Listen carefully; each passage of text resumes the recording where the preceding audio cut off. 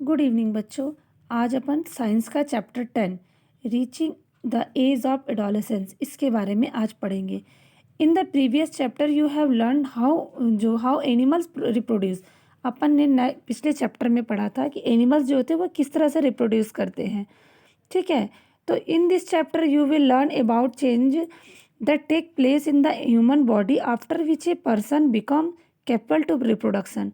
इस चैप्टर में अपन जो है जो ह्यूमन बींग्स होते हैं उनके बारे में पढ़ेंगे, रिप्रोडक्शन के बारे में। ठीक है, तो सबसे फर्स्ट टॉपिक है अपना एडोलेसेंस एंड प्यूबर्टी।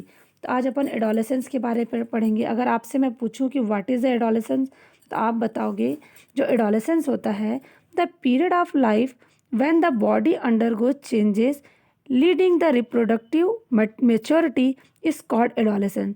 यानी एक ऐसी उम्र की अवस्था जब जो बॉडी है वो मैच्योर हो जाती है और एक वो अपने ही समान बच्चे को जन्म देने के लिए तैयार हो जाती है, ऐसी अवस्था को अपन क्या बोलते हैं? एडोलेसेंस बोलते हैं।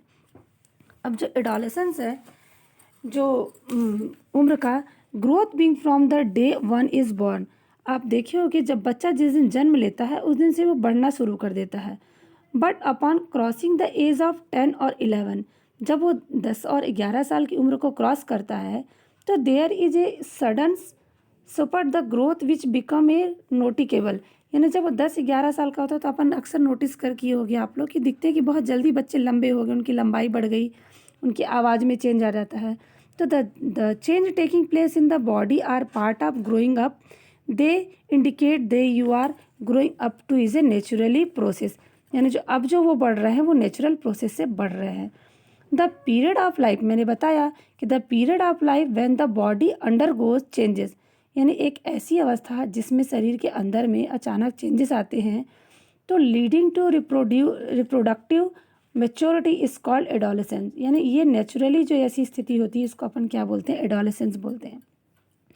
इसमें एक ऐसा शब्द आता है जैसे टीन एजर्स, आप सुने होंगे। टीन एजर्स का मतलब होता है जब एज में 13, 14, 15, 16, 17, 18 और 19, मतलब ऐसी एज की अवस्था 13 to 18 और 19 ईयर्स टू एज, यानी इस एज की अवस्था को अपन क्या बोलते हैं? एडोलेसेंट्स जो होते हैं are also called teenagers. जो एडोलेसेंस की अवस्था होती है उसको अपन अक्सर बुलाते हैं टीन एजर्स। इन गर्ल्स जो होती हैं एडोलेसेंस में बीइंग ए ईयर और टू टू जो होती है, ये 2 साल पहले लड़कियों में ये अवस्था क्या होती देखने को मिलती है। Boys also the period of adolescence varies from the person to person. जो बॉयज़ होते हैं इनमें अलग अलग प्रकार से अवस्था इस एज में, जैसे टीनेजर की एज में ये अवस्था किसी की कभी भी आ सकती है। जैसे वो आप समझ लीजिए कि किसी की 13 वर्ष में हुई ये अवस्था आई, किसी की 14 वर्ष में ये अवस्था ऐसी आती है। तो इस तरह की चेंजेस जो ड्यूरिंग एडोलेसेंस होता है, these changes mark the no जो होती है नो सेट ऑफ प्यूबर्टी। ऐसी अवस्था जब ये बच्चे जो टीन एजर्स होते हैं, अगर वो इस अवस्था में अगर वो पूरी तरह से तैयार हो जाते हैं, मैच्योरिटी उनकी दिखती है और वो एक जो बच्चे हैं वो अगर वो रिप्रोडक्शन कर सकते हैं, तो ऐसी अवस्था को अपन क्या बोलते हैं? प्यूबर्टी बोलते हैं। तो ध्यान रखना, तो चेंज ऑफ प्यूबर्टी, अगर प्यूबर्टी में क्या क्या चेंजेस आती हैं, तो सडन जो होता है इंक्रीज इन हाइट। आप देखे हो कि बच्चों की जो हाइट होती है वो एकदम से बढ़ जाती है। Bones of the arm and जो होता आर द लेग्स इलोंगेटेड। उनकी जो हड्डियां होती हैं जो हाथ पैर की, वो क्या हो जाती है?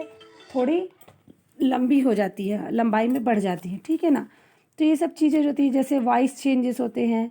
Eight puberty the voice box or the larynx begins to grow. आप देखे होगे जो लैरिंग्स, जो आवाज़ वाली कंठ जिसको बोलते हैं, वहाँ से आवाज़ जो होती है उसमें भी चेंजेस आते हैं। ग्रोइंग जो voice box in the boys and जो होती है, जो उनकी बच्चों की वो वाला पार्ट जो होता है वो थोड़ा सा एडोमस एप्पल, यानी आगे की तरफ, बाहर की तरफ उनका जो होता है निकला हुआ होता है। आप लड़के का देखे होगे गले में कि आगे की तरफ हड्डी थोड़ी निकली होती है। इन गर्ल्स जो लैरिंग्स होता है इन हार्डली विजिबल, उनकी जो आवाज़ होती है थोड़ी पतली और सुरीली हो जाती है। ठीक है ना? तो वॉइस है वे डीप वॉइस, और लड़कों की आवाज़ थोड़ी क्या हो जाती है? डीप हो जाती है। तो बच्चों इस चैप्टर में ये बूझो और उसके बारे में दिया है, मैं इसका फर्स्ट पेज आपको भेज रही हूँ, इसको आप रीड करिएगा। नेक्स्ट टॉपिक में जब अपन पढ़ेंगे तो चेंजेस एंड प्यूबर्टी का पूरा एक एक पॉइंट पढ़ेंगे, जैसे इंक्रीज इन हाइट है, change in body shape, voice change. अगर आप बॉडी शेप के बारे में देखोगे तो वॉइस के बारे में तो ये है। फिर इसके बाद अपन इसके एक एक पार्ट, जैसे इंक्रीज एक्टिविटी ऑफ जो होती है स्वीट एंड, जो इसके बारे में ग्लैंड के बारे में ना, तो इसके बारे में आपको नेक्स्ट टॉपिक में पढ़ाऊँगी मैं। तो बच्चों आप मैं जो नोट्स भेज रही हूँ उसको आप करिएगा कॉपी में। Now I am going to end today a topic, next time we will continue further. Okay, thank you.